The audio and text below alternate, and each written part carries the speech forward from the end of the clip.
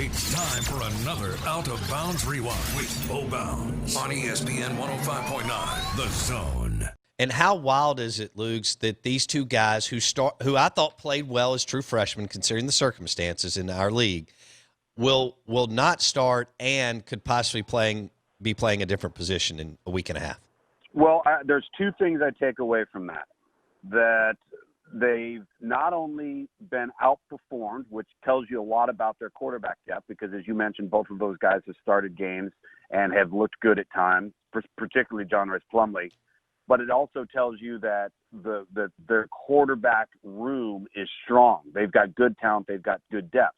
Now, the other thing you're mentioning in relationship to practicing at other positions, that is something that is becoming increasingly normal. Talking with coaches across the country about what they're labeling as cross-training and playing multiple positions with multiple guys to be prepared for any type of COVID hit. If you're thin, if you're injured, and playing multiple players at multiple positions and practicing them like that. See, I don't think it necessarily means that they're going to not play quarterback anymore. What I think it means is that they're still going to be involved at quarterback, but can also help the team in another area because they're good athletes. They provide options.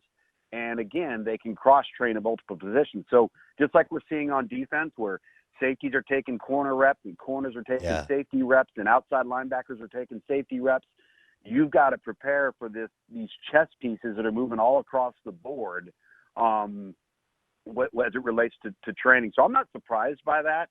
And we'll see. Listen, both KJ Costello and Matt Corral got to go out and perform. Right. They got to go out and maintain the starting position. So it's early. They haven't played a game yet.